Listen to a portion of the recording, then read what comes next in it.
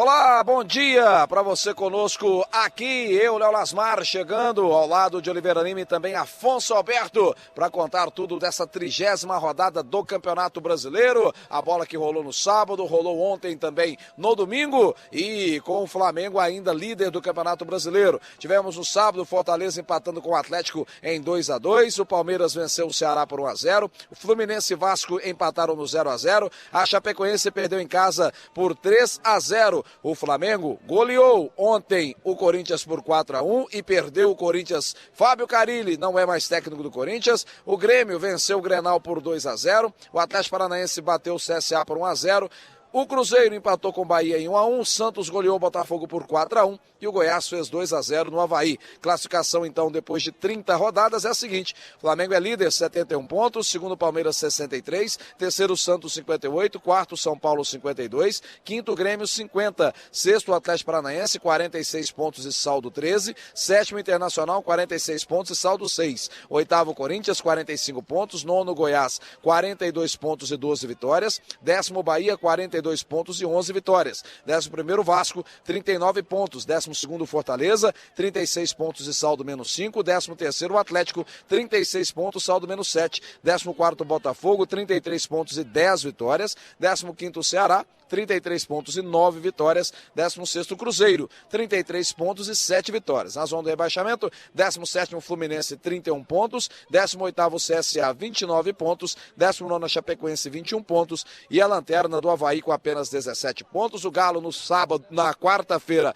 vai receber o Goiás no Mineirão às 8 horas da noite. E o Cruzeiro vai até Curitiba, na Arena da Baixada, para enfrentar o Atlético Paranaense. Oliveira Lima, 30 rodadas fechadas e os mineiros lá embaixo ainda. É verdade, Lasmar. Lembrando que em 2014 os mineiros estiveram por cima, né? Campeão brasileiro e campeão do Brasil.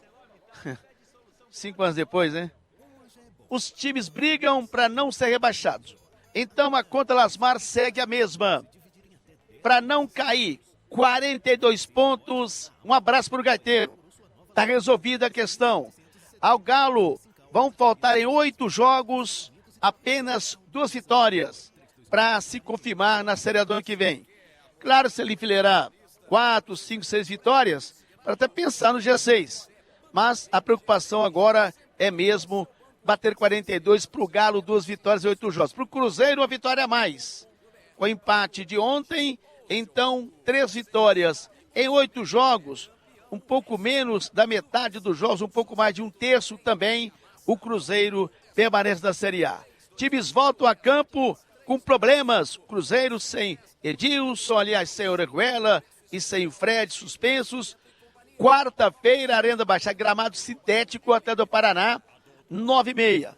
O Galo faz compromisso com o Goiás. O jogo será no Mineirão, com promoção de ingresso barato para encher o estádio. O Galo, então, joga com Goiás aqui.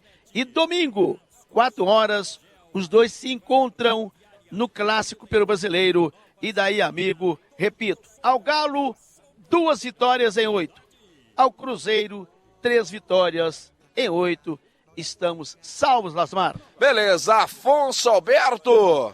Atlético, 36 pontos. Cruzeiro, 33 pontos. E no meio da semana tem jogo para o Galo contra o Goiás e para o Cruzeiro contra o Atlético Paranaense. E no final de semana o encontro dos dois no Mineirão, Afonso Alberto. Pois é, esse encontro vai ser interessante, porque os dois poderão estar decidindo aí a permanência com um pouco mais de conforto na Série A do Campeonato Brasileiro. Nesse encontro, nesse confronto direto no Mineirão, quando as duas equipes vão se encontrar. Mas, Lasmar, no jogo de ontem, eu não fiquei satisfeito logo no início, na escalação do Abel.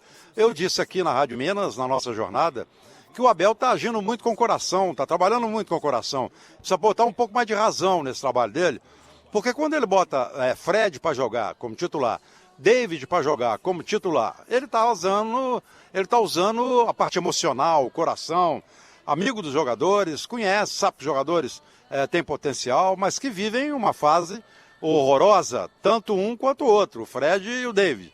E ele faz uma inversão que eu já critico, não dele, porque os outros treinadores também fizeram. E eu queria entender isso, eu não consigo entender. Por que você pega um canhoto e bota do lado direito? você pega um destro e coloca do lado esquerdo. Por quê? Qual que é a finalidade? Tem mais condição de bater cruzado, de fazer cruzamento com pé trocado? Eu sinceramente não consigo. E eu vejo muita atrapalhada, não só no Cruzeiro, como também no Atlético, quando eles fazem isso com o Xará e com o Luan. E eles fazem isso diariamente nos jogos, sempre, e nos treinos. Então eu não consigo entender essa situação. Ontem o David foi muito mal, o Fred foi muito mal. E eu disse na troca, na entrada do Sassá, que ele ia ficar com 2 Freds em campo, ele e o Sassá. O Fred e o Sassá. Mas o Sassá fez um gol, queima minha língua, muito bom queimar a língua dessa maneira. Aliás, um belíssimo gol, um chute a longa distância, que pegou bem e estufou a rede do jeito que queria, e tirou o Cruzeiro de uma derrota, que seria pior ainda a situação, e colocou o Cruzeiro na situação de um empate, que eu também não gosto. Mas o Abel gostou, falou que pelas circunstâncias, pela maneira como foi alcançado o empate, foi bom. O Abel usou uma choradeira danada, um tempo danado, para chorar em um impedimento que não aconteceu do David e, na sequência, uma penalidade no mesmo David que não foi marcada pelo árbitro Wagner, o juiz do jogo, que correu muito nessa partida. Uma choradeira danada. Vamos ver agora a diretoria do Cruzeiro o que faz. O primeiro tempo eu achei justo 0-0 e também achei justo o segundo tempo 1-1. Então, ao final das contas, no frigir dos ovos, eu achei justo o que aconteceu nesse empate. 1 para o Cruzeiro, 1 para o Bahia, ontem no Mineirão. Bahia consegue um ponto importante, o Cruzeiro um ponto que é importante, mas poderia ser melhor. Primeiro, o Cruzeiro jogou em casa, perto da sua torcida, em número reduzido, mas estava perto da sua torcida. Enfim, dos males, o menor. 1-1 acabou sendo bom para o Abel, segundo ele, e bom para o Roger Machado, segundo ele também, meu caro Leonardo Lasmar. Beleza, tá então Afonso Alberto, a gente volta na programação, agradecendo então a Afonso Alberto, agradecendo também a Oliveira Lima, e sigam conosco na nossa programação. Um abraço para todo mundo, a gente volta a se encontrar, tchau, tchau.